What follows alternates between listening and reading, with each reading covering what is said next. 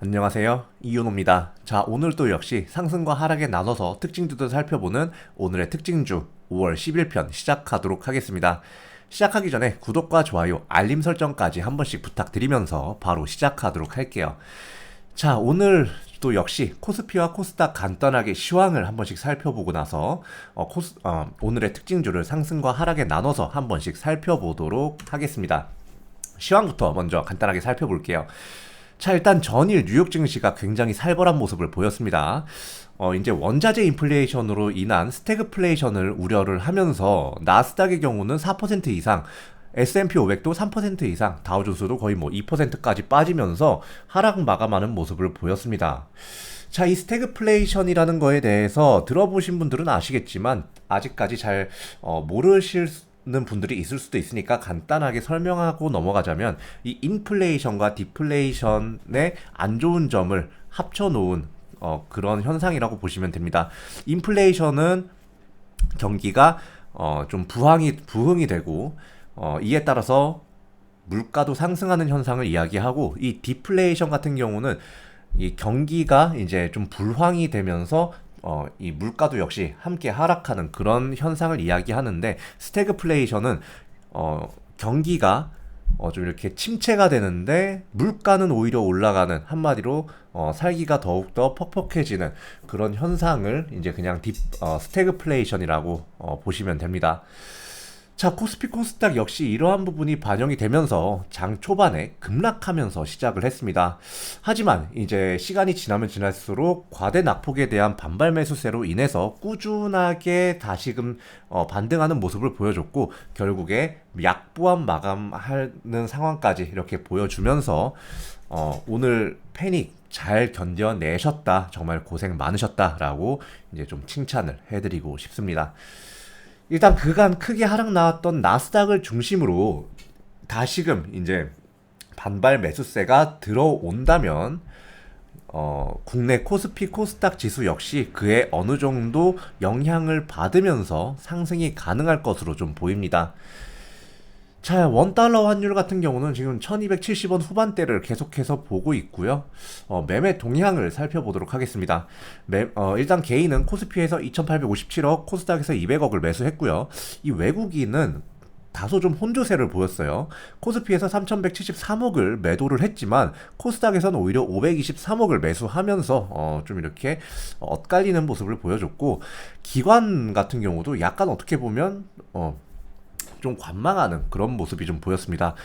코스피에서 66억을 매수했고요. 코스닥에서 757억을 매도했습니다. 자, 이렇게 관망세에 인해서 다시, 그리고 이제 개인의 큰 매수세에 의해서 증시가 다시 좀 이렇게 어느 정도 올라왔다라고 보셔도 무방할 것 같습니다. 5월 10일 상한가 간 종목 한번 보도록 하죠. 세림 BNG, KG 스티로, 도아 엔지니어링, 이렇게 세 가지 종목이 있습니다.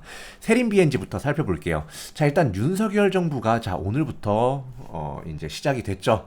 자, 그로 인해 110대 국정 과제를 발표를 했는데, 거기에 이제 생분해성 플라스틱 관련 기준을 마련하고 열분해 재활용을 허용한다는 내용이 포함이 되어 있는 부분이 부각되면서 이런 플라스틱 관련주들이 상승이 나왔습니다. 이 이슈 말고도요, 이 플라스틱 관련해서는 이 러시아가 비우호국, 우리나라도 포함이 되죠. 이 비우호국에 대해서 뭐 나프타라든지 뭐 원자재 등등의 이런 물건들을 수출하는 걸 제한한다라고 푸틴이 그렇게 이야기하면서 이런 플라스틱 관련주들도 상승 나오는 모습을 좀 보였습니다. 한마디로 이 두 가지 이슈가 겹쳐서 이렇게 상한가 같다고 보시면 됩니다. KG 스틸루 한번 보겠습니다. KG 스틸루 같은 경우는 불과 1, 2주 전에만 해도요, 이 쌍용차 인수 관련해서 대장주격으로 좀 올랐다 내렸다 했던 그런 종목이기도 합니다. 하지만 이번에는 실적 발표에 관련해서 큰 상승이 나왔는데 1분기 실적 기준 최대 실적을 거두었다는 실적 공시에 상한가 가는 모습을 보였습니다. KG 스틸루는 전에도 말씀드렸지만 각종 표면 처리 강판을 주요 제품으로 생산하는 회사입니다. 도하 엔지니어링 같은 경우는 이제 동사가 우크라이나 전후 복구 사업에 참여할 가능성이 제기되면서 상한가 가는 모습 보였고, 이 도하 엔지니어링 같은 경우는 유일하게 우크라이나에서 사업하는 국내 엔지니어링 기업이기 때문에 이러한 우크라이나 복구 사업에 좀 이렇게 참여할 가능성이 높다라고 이제 시장에서 판단을 하면서 이렇게 상한가를 찍은 모습을 보입니다.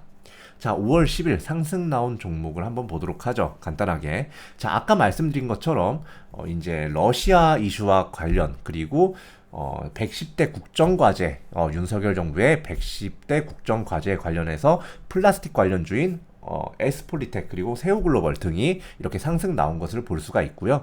또 이제 곡물 관련주가 다시금 조금 상승 나오는 모습을 보였는데, 한일사료라든지 현대사료가 이제 좀 이렇게 상승 나오는 모습을 보였습니다.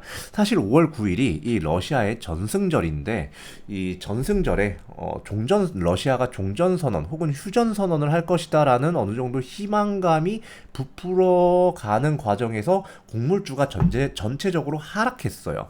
자, 그런데 정작 5월 9일에 이 러시아 푸틴이 이 전쟁에 대해서 아무 말도 하지 않고 넘어가면서 다시금 이렇게 곡물 관련주들이 좀 이렇게 상승 나왔다가 대부분의 종목이 윗꼬리 달고 내려오긴 했지만, 그동안 대장주로 움직였던 한일사료 그리고 현대사료는 이렇게 상승세를 어느 정도까지는 유지하면서 장 마감하는 모습이었습니다. 상승 종목 세 가지만 보도록 하죠. 자, 아까 한번 말씀드렸던 에스폴리텍 먼저 보도록 하겠습니다. 자, 러시아 대통령인 푸틴이 비우호국에 대해서 러시아 원자재 수출을 금지한다고 발표한 영향이 지속되면서 주가 상승 나온 것으로 추정이 됩니다. 이제 동사는 엔지니어링 플라스틱, 도강판, 광고용 시트 생산을 주 사업으로 영위하는 회사이고요. 구형테크 같은 경우는 현대차가 미국 조지아주에 전기차 생산 공장을 짓기 위해서 주 당국과 협의하고 있다는 소식에 강세가 나왔습니다. 자, 이 현대차의 이슈 같은 경우는 불과 2주 전, 3주 전에도 한번 부각이 받아서 관련주들이 상승 나왔던 적이 있었죠. 자, 이 동사는 현대차, 기아차를 주 고객으로 두고 있는 자동차 부품 회사입니다. 자, 웅진 한번 보겠습니다. 자, 하나솔루션이 계열사인 이 웅진의 계열사인 웅진에너지의 인수 검토를 한다는 그런 소식과 더불어서 윤석열 대통령의 취임에 강세를 보인 것으로 보입니다. 자, 이 윤석열 대통령의 좀 이렇게 인맥주로서 뭐 웅진이라든지 애니능률 등등의 그런 종목들이 있었죠.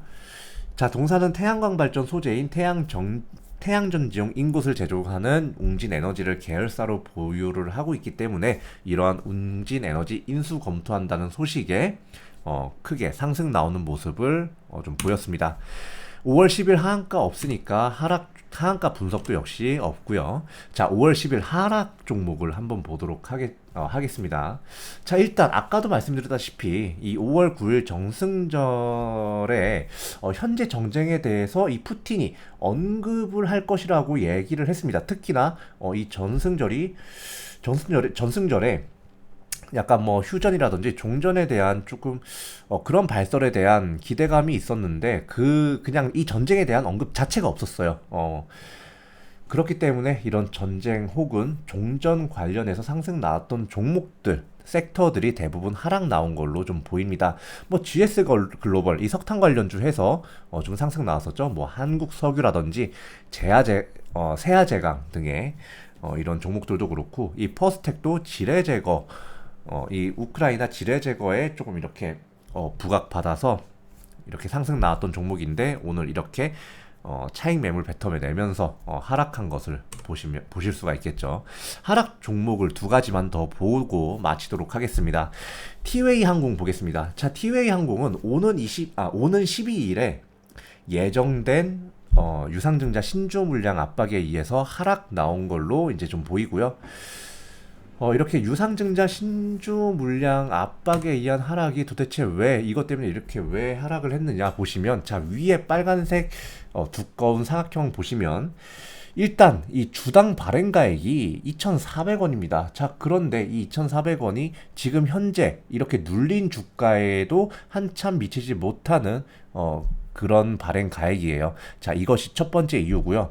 두 번째가 자, 현재 이 티웨이 항공에 상장되어 있는 주식 수는 대략 1억 1천만 주 정도 됩니다. 자, 그런데 지금 발행 예정 주식 수가 5천만 주예요. 한마디로 거의 뭐 50% 정도의 신주가 현재 주가에 미치지 못하는 가격으로 풀린다는 겁니다. 자, 그러면 어떻게 되겠어요? 당연히 내 기존의 주주들이 갖고 있는 주식의 가치는 떨어지고 가격 역시 떨어지겠죠. 자, 이러한 부분에 대한 우려로 인해서 하락 나왔다고 보시면 됩니다. 티웨이 항공은 이 종목명에서 나온 것처럼 운송업을 주사업으로 영위하는 회사입니다. 아마 지금 코로나 기간을 거치면서 이 자금난이 굉장히 좀 힘들 거예요. 자, 디어유 보겠습니다. 디어유도 약간 비슷한 느낌인데 이 대규모 보호예수 해제 물량에 급락하는 모습을 보였습니다. 보호예수 물량은 약 176만 주로 전체 8% 정도의 비중을 차지하고 있는 그런 물량이 보호예수 해제가 됐다고 보시면 됩니다. 총 주식 수는 2,200만 주 가량 됩니다. 자, 오늘의 상승 하락 종목을 살펴보는 특징주 영상은 여기까지고요. 자, 오늘 아침에 9시 장 땡 하자마자 놀라서 막 와 어떻게 해야 돼 어떻게 해야 돼 이러시는 분들 정말 많으셨을 텐데 다시 한번 말씀드리지만 이렇게 급락하는 장세에서는 이런 과대 낙폭에 대한 반발 매수세가 충분히 나올 수가 있는 시장이니까요. 너무 이렇게 하락하는 장에서는 개인 보유 종목 웬만하면 위험 종목이 아니라면 위험 종목이라도 다소 좀 볼 필요가 좀 있겠지만 웬만하면 좀 이렇게 좀 견디시는 걸 좀 권장을 드립니다. 하락하는 장세에서 손절하는 거는 정말 아니에요. 자, 여러분들 이 말 잘 알아들으시고 좀 이렇게 좀 슬기로운 투자를 하시길 바라면서 오늘 영상은 여기까지 하겠습니다. 감사합니다.